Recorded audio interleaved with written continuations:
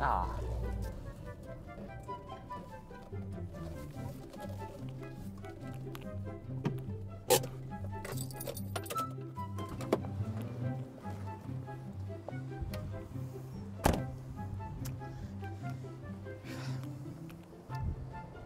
Je m'excuse, c'était compliqué de trouver une place.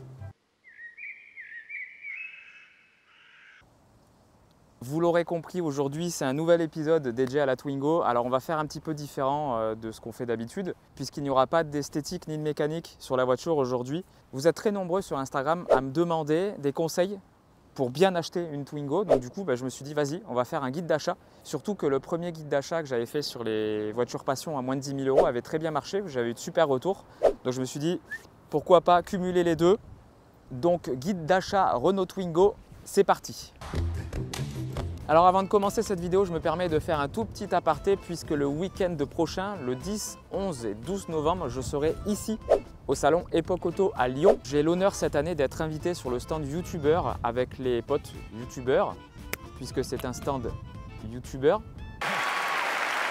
Je serai là les 3 jours, donc n'hésitez pas à venir nous voir. On est aussi là pour vous rencontrer, ça va être trop cool, j'ai trop hâte d'y être. Je n'y serai pas avec la Twingo, je serai là-bas avec la Datsun 240Z, que vous connaissez très bien aussi sur la chaîne. Donc j'ai très hâte d'y être, j'ai très hâte de vous rencontrer. N'hésitez pas à venir nous voir, on va pas vous manger, hein.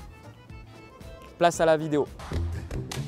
Alors comme tout bon guide d'achat qui se respecte, je vais vous passer en revue tous les points essentiels qu'il faut vérifier lors de l'achat d'une Twingo 1 phase 1.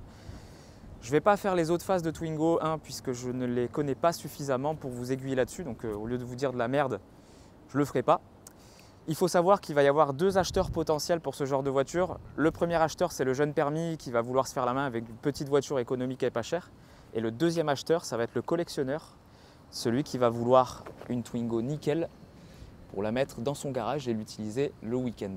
Et c'est pour cet acheteur essentiellement que je vais faire ce guide d'achat. Vous avez bien lu, oui, la rouille. Vous êtes sûrement en train de vous dire, ce mec est complètement fou. Vérifier la rouille sur une Renault des années 90, il est taré. Alors je suis peut-être taré, oui, vous avez raison, mais il faut bien vérifier la rouille sur ces bagnoles. Et croyez-moi, la situation peut devenir très catastrophique si vous oubliez de vérifier ce paramètre. C'est très difficile à dire. Le tout premier endroit que je vous conseille de vérifier sur la... Vas-y, il y aura un avion, bas les couilles.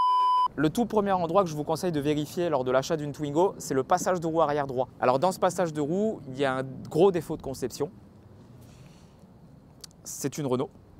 T'es un connard, toi. Ils ont fait une patte de maintien en forme de U en fait, qui sert à soutenir la goulotte du remplissage du réservoir d'essence. Alors le problème avec le U, c'est que c'est sujet à accumuler toutes sortes de merde, de la boue, de la terre, etc. etc. C'est pas le genre d'endroit qui est nettoyé très souvent.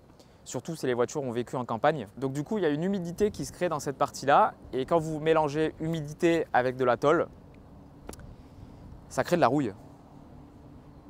Et ouais. Le deuxième endroit, ça va être devant les roues arrière, au niveau des bas de caisse. Alors ne faites pas les feignants. Penchez-vous bien sous la voiture pour aller voir derrière, parce que c'est très souvent derrière que ça pourrit. En général, quand la voiture est bien pourrie, il y a des traces de rouille à l'extérieur. Mais c'est assez rare, hein. J'ai déjà vu des Twingo qui avaient les bas de caisse qui présentaient super bien et qui étaient pourris de l'intérieur. Donc vérifiez bien cette zone. Pensez à vérifier aussi au niveau des planchers à l'avant. C'est une zone qui est sensible sur les Twingo puisque beaucoup de gens ont tendance à lever la voiture par là alors qu'il ne faut pas. Dernière partie sensible de la Twingo au niveau rouille, c'est les longerons dans le compartiment moteur. Ça fait beaucoup là, non? Suivez du regard les 2 longerons qui entourent le moteur et allez voir au niveau de la soudure entre le longeron et la cloison pare-feu. Vous pouvez aussi checker dans les passages de roue avant à cet endroit s'il y a de la rouille qui ressort. Ça veut dire que cet endroit-là est pourri. Alors la rouille, ça se répare, comme tout. Tout se répare de toute façon. Ce sont des voitures pas chères. Donc si vous n'êtes pas carrossier de métier et que vous comptez faire réparer la rouille par quelqu'un de compétent, ça va vous coûter largement plus que le prix de la voiture. Donc si je peux vous donner un conseil, dès que vous voyez de la rouille sur une Twingo, fuyez. Le fameux joint de culasse. Alors le moteur qui est installé dans les Twingo 1 phase 1 est le moteur C3G, aussi appelé moteur Cléon. Ce moteur, c'est un 1,2 litre qui développe 55 chevaux. Ça pousse. Et c'est un moteur qui est réputé indestructible puisqu'il a été installé dans toutes les Renault phares des années 60 jusqu'aux années 90. Cela dit, il a la mauvaise réputation de faire des joints de culasse. Pour être franc avec vous, je ne pense pas que ce problème redondant de joints de culasse soit dû à un problème de conception du moteur. Je vois mal Renault mettre pendant 40 ans ce moteur-là dans ses voitures alors qu'il aurait un problème de joint de culasse. Moi, je pense que ce problème de joint de culasse, il est à mettre sur le dos des utilisateurs, justement. J'ai eu beaucoup de gens qui m'ont dit « Ouais, à l'époque, c'était une dinguerie, moi, je prenais 160 sur l'autoroute et tout. » C'est pile ce qu'il ne faut pas faire. Cette voiture, à la base, même Renault l'a dit, elle est conçue pour la ville. Alors certes, vous pouvez faire de l'autoroute avec, ça pose pas de problème, mais calez-vous à des vitesses respectables. Le deuxième point que je voulais aborder, c'est le vase d'expansion. Les Twingo ont une maladie, c'est que le vase d'expansion a tendance à rougir, un peu comme moi. Ce qui fait que la lecture du niveau du liquide de refroidissement est très difficile. Vous voyez, ce vase-là, il est concerné par ce problème et il est impossible de voir si le niveau est bon. Alors par manque d'entretien, par fainéantise, je ne sais pas, très souvent ce niveau-là est négligé. Et évidemment, je ne vous fais pas un dessin, quand un moteur n'a pas d'eau pour se refroidir. Joint de culasse. Donc lorsque vous allez voir une Twingo, pensez surtout à demander à l'acheteur de ne pas faire rouler la voiture avant votre venue. Comme ça, vous allez pouvoir ouvrir le bocal de liquide de refroidissement en sécurité et pas vous prendre une giclée de liquide de refroidissement dans les yeux. Si le niveau est bon, c'est bon. Si le niveau est vide, fuyez. La plus sûre des vérifications reste à regarder le bouchon d'huile. Pour l'enlever, ne tournez pas pendant des heures. Il n'est pas vissé, il est emboîté. Donc vous tirez dessus. Cette petite pièce qui doit coûter même pas 2 € va vous donner plein d'indices sur l'état de santé du moteur. Premièrement, si vous galérez à l'enlever et que vous voyez qu'il est collé par la crasse, c'est que malheureusement le moteur a manqué d'entretien parce que le niveau d'huile se fait par là. Donc on est censé pouvoir le retirer facilement. Vous allez regarder au fond du bouchon. Si vous avez de la formation de mayonnaise importante, il y a une forte suspicion de joint de culasse. Ce qui va être crucial à regarder, c'est les entrailles du moteur. Une fois que le bouchon est retiré, vous allez pouvoir voir les culbuteurs. Et si vous voyez qu'il y a une grosse présence de mayonnaise à cet endroit-là, il y a joint de culasse. Comme je vous l'ai dit tout à l'heure, la plupart des Twingo encore en circulation circulent en ville ou à la campagne. Et les voitures en général qui circulent en ville sont plus sujettes aux accidents qu'aux autres. Alors je vous conseille d'ouvrir le coffre, vous allez soulever la moquette qui recouvre la roue de secours et vous allez regarder à l'endroit où la roue de secours est posée s'il n'y a pas de plis suspects, de la peinture éventuellement qui aurait sauté, etc. etc. C'est tous ces indices-là qui vont vous montrer si la voiture a eu un choc important au niveau de l'arrière. Si c'est le cas, je vous conseille d'éviter de l'acheter. Je vous ai mis en garde de vérifier le fond de coffre, mais vérifier la traverse et les longerons à l'avant aussi. C'est évident. L'intérieur. C'est un sujet sensible. Soyez super vigilants à ce sujet-là. Les Twingo 1 ont été vendus en collection. Renault appelait ça des collections. La collection 1, c'était 93-94, les toutes premières. Et la collection 2, 95-96. Celle-ci est une 95. Il y a des pièces spécifiques dans l'intérieur, dont les motifs de la sellerie, la couleur des boutons, des poignées de porte, des commandes de chauffage qui sont spécifiques aux collections. Chaque collection n'a été produite que 2 ans, ce qui rend les pièces assez compliquées à trouver. À l'époque, le catalogue d'accessoires de la Twingo était bien fourni et si vous avez la chance de trouver un exemplaire avec des accessoires du catalogue, ça peut largement augmenter la valeur de la voiture. Je prends l'exemple d'un volant en cuir, puis il n'y en a eu que 2 éditions, en cuir vert et gris pour les collections 1 et bleu et gris pour les collections 2, comme celui-là. Un simple volant comme celui-là, ça coûte entre 200 et 250 €. Donc c'est pas négligeable. Le budget, question épineuse. Non, c'est rien du tout. Je pense que la Twingo est l'une des voitures où la cote est la plus aléatoire du marché. Il y a certains exemplaires sur le Bon Coin qui peuvent se négocier autour des 200 € quand elles sont en mauvais état et en panne. Ça peut monter à 3, 4 000, 5 000 € selon les modèles. J'ai envie de vous dire, mettez-y le prix que vous voulez y mettre.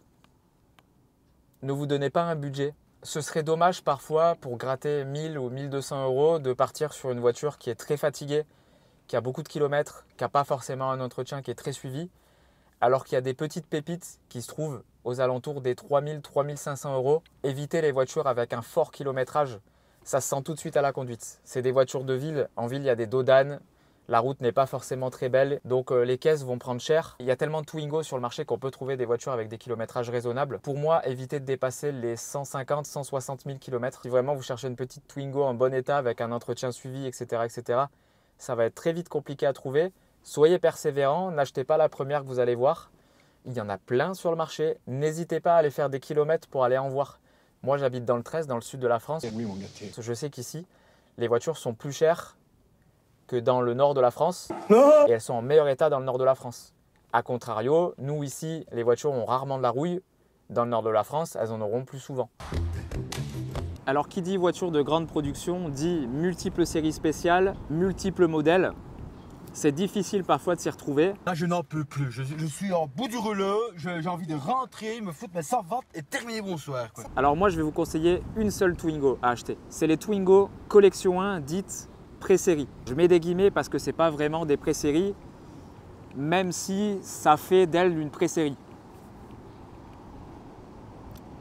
Même moi, j'ai rien compris. Je vous explique. En fait, sur les premiers mois de fabrication de la Twingo, il y a eu des éléments quand la voiture est sortie qu'ils ont très vite corrigé puisque ce n'était pas pratique à l'utilisation. Et du coup, ça rend ces voitures-là un petit peu spéciales par rapport aux autres Twingo que vous allez avoir sur le marché. Alors faites pas attention à la carte grise surtout, s'il vous plaît. Il y a des Twingo immatriculés en 94 qui sont quand même des pré-séries. Ça dépend si les voitures ont servi en tant que voiture de direction ou ont été exposées dans un hall ou quoi.